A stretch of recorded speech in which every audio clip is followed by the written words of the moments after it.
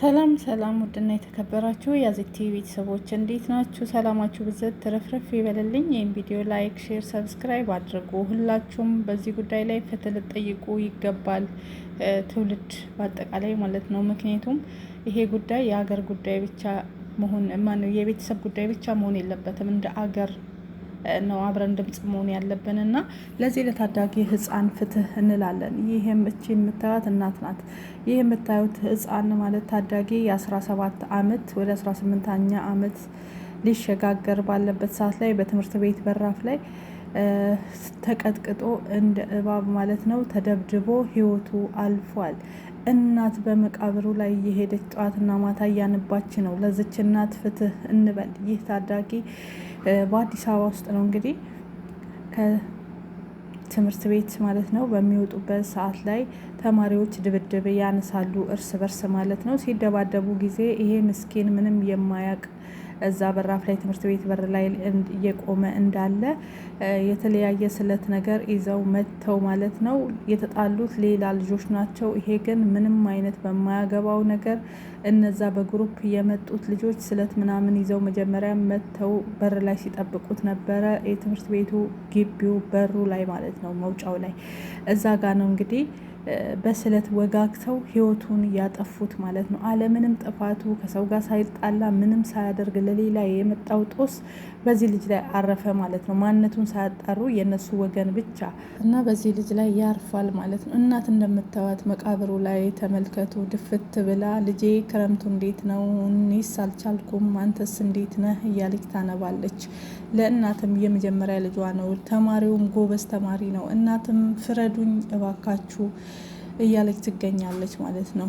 ታዳጊ ገና የ17 ዓመት ወደ 18 ሊገባ ጥቂት ወራት የቀሩት ልደቱ ሊከበር የነበረው እንዲሁም የኳስ ተጫዋች የነበረው ዋንጫ ተሸልሞ እዚህ ጋር እንደምታዩት እና ጎበዝ ተማሪ በትምህርቱ ጎበዝ፣ በትርፍ ሰዓቱ ኳስ በጣም የት ይደርሳል የተባለ ተማሪ የደረጃ ተማሪ እንደሆነ እናት ተናግራለች ማለት ነው። ግን እናት ዛሬም አልቻለችም። እንደምታዩት በየመቃብሩ ስፍራ ጠዋትና ማታ እየሄደች እያለቀሰች የልጇን መቃብር ሻማ እያበራች ብቻ ያሳዝናል። በስማ እናት እንደተናገረችው እኔ ወደ ስራ ሊሄድ ነበረ። ወደ ስራ ሊሄድ ስል ለልጄ ሲመጣ ይርበዋል ብዬ መክሰስ ሰርቼ አስቀምጬ ሲመጣ ይሄን ይብላ ብዬ ለተከራዮች ነግሬ ወደ ስራ ሊሄድ በሩ ላይ ከመድረሴ አንድ ስልክ ተደወለ። ስልኩ ተደውሎ ቶሎ በይ እዚህ ሆስፒታል ድረሽ የተባልኩኝ። እዛ ሆስፒታል ሩጬ ሲሄድ በሰላም ነው ትምህርት ቤት የሸኘሁት። እየሮጥኩኝ እዛ ምንድን ነው ስል አይ ትንሽ ጉዳት ደርሶበት ነው እዚህ ሆስፒታል ድረሽ ተባልኩኝ። እየሮጥኩ እዛ ሆስፒታል በሚሄድበት ሰዓት ላይ ልጄ ህይወቱ አልፎ ነው ያገኘሁት። ምን እንደሆነ ምን እንደተነካ ምንም አንድም ቃልም ሳይተነፍስ ህይወቱ እንዳለፈ ነው ያገኘሁት ብላለች። እና ፍረዱኝ የኢትዮጵያ ህዝብ ስትል ትገኛለች። በጣም ያሳዝናል። አንድ እናት ወልዳ መከራይታ አስተምራ ያውም ጎበዝ ተማሪ የደረጃ ተማሪ ሆኖ ለዚህ የደረሰ ወጣት ህፃን የሚያሳዝን ታዳጊ እንግዲህ በአሰቃቂ ሁኔታ በስለት ብዙ ቦታ ላይ ተደርጎ ነው ህይወቱ ያለፈ። ጓደኞቹም እንደተናገሩት እንግዲህ ማለት ነው እኛም ሁላችን ተሰብስበን አንድ ላይ ነበርን።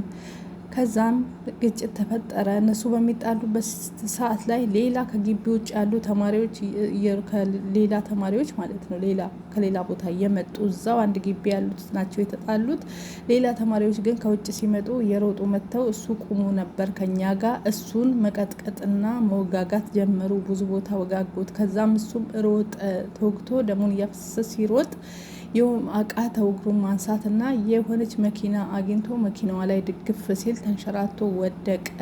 እዛ አካባቢ ያሉ ሰዎች አፋፍሰው ወደ ሆስፒታል ወሰዱት። ከዛም ወደ እናቱ አስተማሪዎች ደወሉ፣ ይሄን የተፈጠረው በማለት ተማሪዎችም ፍትህ ለወንድማችን እያሉ ይገኛሉ ማለት ነው። እናት እንደምታዩት በቃ ምንም መቋቋም አልቻለችም። በየቀኑ ነው እየሄደች በየጊዜው እየሄደች እያጸዳች ቁጭ ብላ እዛ መቃብሩ ላይ እያለቀሰች ነው። ማመንም አቅቷታል። እውነት ነው። ጠዋት ትምህርት ቤት በሰላም የሸኘችው ልጇ ከሰው ጋር ያልተጣላ ምንም ያልሆነ የሌላ ጦስ መጥቶ ተወጋግቶ ህይወቱ ማለፍ አለበት ወይ? ግማሾቹ ደግሞ እያሉ ያሉት እንግዲህ ከዚህ በፊትም ከዛኛው ልጅ ጋር ጥል ነበሩ። ከአብሮት ከሚማረው ጋር ማለት ነው ጥል ነበሩ። እነዛ ደግሞ ለዚህኛው ልጅ እንትን ለማለት ነው የመጡ። አገኘሃለው፣ ሰራልሃለው እየተባባሉ የዛዛቱ ነበረ፣ ያስፈራራው ነበረ ማለት የገዳይ ወንድሞች ማለት ነው። የገዳይ ወንድሞች ሄዶ እሱ ከዚህ ጋር የተጣላው ልጅ ማለት ነው ለወንድሞቹ ለጓደኞቹ በግሩፕ ማለት ነው ለነዛ ነግሮ እንዲጠብቁን ብሎ አምጥቶ ነው ያስደበደበው ነው እያሉ ያሉት። ብቻ ያም ሆነ ይም ሆነ ምንም አስር ነገር ጓደኞቹም እናትየውም የሚሉት ነገር የትኛውም ሆነ የትኛው እውነትም ይሁን ምንም ይሁን ለልጁ ፍትህ መገኘት አለበት። ይሄ ታዳጊ ግን ካለምንም ነገር ህይወቱ አልፏል፣ ያለምንም ምክንያት። በጣም ነው የሚያሳዝን። እናትም እንግዲህ እንዴት ነክ እኔ ከፍቶኛል፣ ክረምቱ እንዴት ነው እያለች ትገኛለች።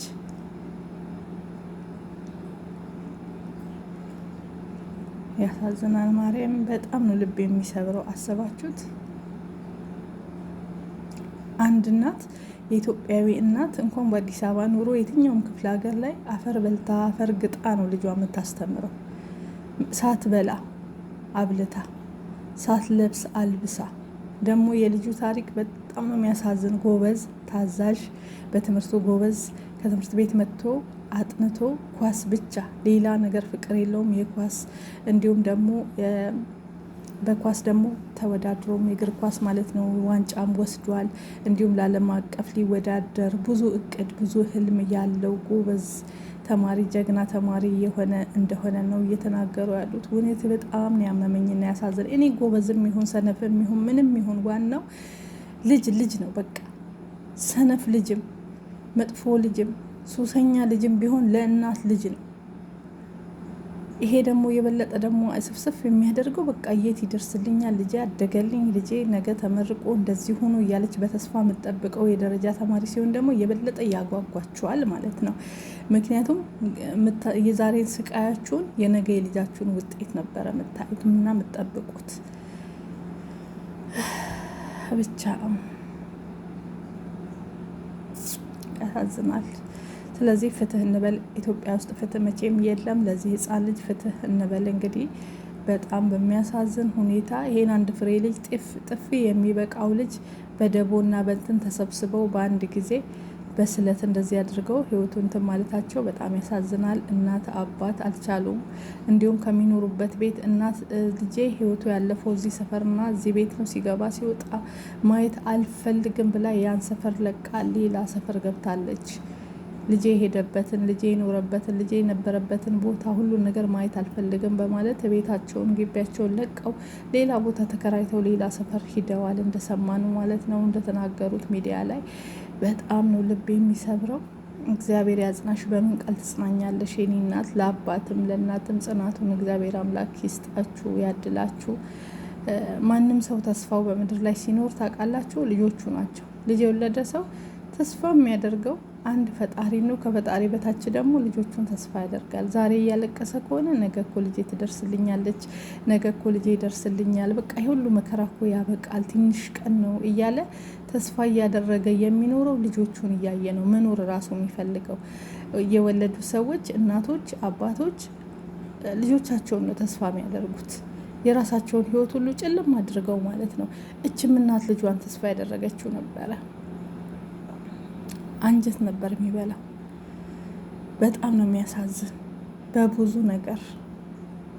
ብቻ እኔ እንጃ ምን ያክል አረመኔና ጨካኝ እንደሆን። ይሄ ነገር ግን ትምህርት ቤት ውስጥ መማሪያ እንጂ እንዴት መዛቻ መዘበቻ እንዴት ይሆናል? ማስፈራሪያ እንዴት ይሆናል?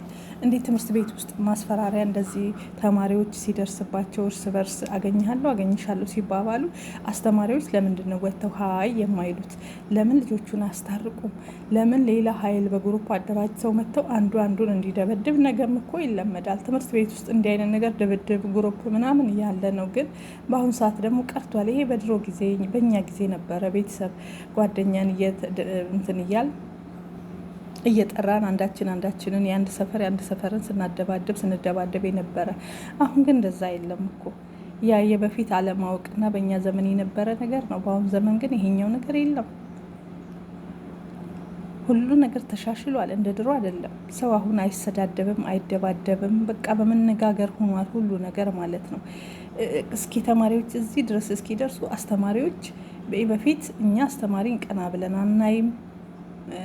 በቃ ሁሉን ነገር አስተማሪ በጣም እንደ ፈጣሪ የምናከብረው ነበረ። አሁን ግን አስተማሪዎች ከተማሪዎች ጋር እኩል መሆን ጀምረዋል። እኩል ማውራት፣ ሁሉ ነገር በቃ ተሻሽሏል። እንደ በፊቱ አይደለም። በፊት እኮ ጥያቄውን እያወቀን እኮ ለመመለስ እንኳን እንሸማቀቃለን። አሁን ግን እኔ ብሎ ቀድሞ አስተማሪው ከአንደበቱ ሳይወጣ መመለስ የሚቻልበት ዘመን ላይ ደርሰናል። ሁሉ ነገር ተቀይሯል። እንደ በፊቱ አይደለም። ስለዚህ ለምን አስተማሪዎች ጣልቃ ለምን አይገቡም? እዚህ ደረጃ እስኪደርስ ድረስ ለምን ዝም ብለው ያያሉ? ለማንኛውም ለእናትየው ፍትህ እንበል ማለት ነው። እናት ፍትህ ታገኝ። የልጇ ደም በከንቱ ፈሶ እንዳይቀር በማንም ዱርዬ አንድ ህፃን አንድ ታዳጊ እንደዚህ ህይወቱ መቀጠፉ በጣም ያሳዝናል። እናት የኢትዮጵያ ሕዝብ ፍረዱኝ፣ ተማሪውን ልጄ ጎበዙን ልጄ አጣው፣ ፍረዱኝ። በትምህርት ቤት በራፍ ላይ የልጄ ህይወት አልፎ ጠበቀኝ፣ እስኪ እናንተ ፍረዱኝ እያለች ትገኛለች። ሁላችንም ድምፅ እንሆን። ፍትህ ማግኘት አለባቸው። ይሄ ህፃን ፍትህ ማግኘት አለበት። እነዛ ለምን ሌላም ነገም ተማሪዎች በተለይ ወላጆች ድምጽ መሆን አለባችሁ። ነገ የእናንተም ልጅ እንደዚህ በትምህርት ቤት በራፍ ላይ ትምህርት ቤት እኮ የሰላም ቦታ ነው። እንደ ወላጅ እኮ ነው አስተማሪዎችን አይደለም ያስረክባችሁ የምትሰጡት። ጠባቂ ናቸው። ኃላፊነት ወስደው ነው። አንድ አስተማሪ እኮ ተማሪዎቹን ሲያስተምር እንደ ወላጅ ሁለተኛ ወላጁ ነው፣ ቤተሰቡ ነው። እምነት ተጥሎበት ነው ትምህርት ቤት እንዴ። ቀላል ቦታ እኮ አይደለም። ትምህርት ቤት ማለት እኮ ብዙ ነገር የሚማሩበት እውቀት ብቻ ሳይሆን ስነስርዓትም ጤንነታቸው የሚጠበቅበት፣ ካመማቸው አስተማሪ ደውሎ ሕክምና የሚወስድበት፣ ለቤተሰብ የሚያሳውቅበት ችግር ከደረሰ እንጂ እንዴት ትምህርት ቤት በእምነት የተሰጠውን አስክሬን እንዴት ይሰጣል? ስለዚህ ፍትህ እንበልለት ለዚህ ህፃን። ሁላችንም ድምፅ እንሆን። እናት ፍትህ ታገኝ ቢያንስ። ብቻ በጣም ያማል ሀገራችን ላይ። ሲጀመር ፍትህ የለም እኮ በአሁኑ ሰዓት እኮ ሁሉም ሰው በቃ ፍትህ የሚባለውን ነገር አጥቶታል። እኛ ተስፋ ላለመቁረጥ ፍትህ እንላለን እንጂ ፍትህ የምትባለው ነገር ሲጀመር የለችም፣ ቆየች። በጣም ነው ልቤ የተሰበረ። እኔ እናትየው የእውነቴን ነው የምላችሁ፣ ቅስሜን ስብር ያደረገችው በቃ እንዴት ነክ እኔ ከፍቶኛል፣ ክረምት እንዴት አደረገ፣ ብቸኝነት እንዴት ነው እያለች ስታለቅስ ውስጣችሁን ያለውን ነገር አላቅም፣ ስሜቱ ብቻ። እግዚአብሔር ያጽናሽ፣ ጽናቱን መድኃኒዓለም ይስጥሽ። ልጅሽም አንድ ፍሬ ህፃን ነው፣ ነፍሱ በአጸደ ገነት ትረፍ። ፍትህ ለዚህ ታዳጊ። ሁላችንም ድምጻችንን እናሰማ፣ ፍትህ እንበል፣ የፍትህ ያለ እንበል። ያማል በጣም ምን ያክል ስርዓት አልባ እንደሆን፣ ምን ያክል ቆሻሾች እንደሆን ይሄ ማስተማሪያ ነው። በቃ እንዴ ምን ያክል ጭካኔ ነው! የጭካኔ ጥግ። አንድ ፍሬ ልጅ በአሰቃቂ ሁኔታ ምንም የማያውቅ ህፃን። እረግፍ ነው፣ እረግፍ ነው። የእውነት ሰው በአካባቢው የለም እንዴ? ተማሪዎች የሉም እንዴ? አንዴ እንኳን እኮ ተወግቶ እኮ ሊተርፍ ይችል ነበረ እኮ ሰው ቢረባረብ። ግን የእኛ ሰው ይሸሻል። ተረባርበው እንደ እባብ ሲቀጠቅጡት እንደዛ ሲያደርጉት ያገላገለ ቢኖር ወይ ህይወቱ እንኳን ትተርፍ ነበረ። ታሙ ቢያንስ ተንፍሶ ለእናቱ ያለውን ነገር ይነግራት ነበረ። ብቻ ያማል በጣም። እግዚአብሔር ያጽናሽ የኔ እናት።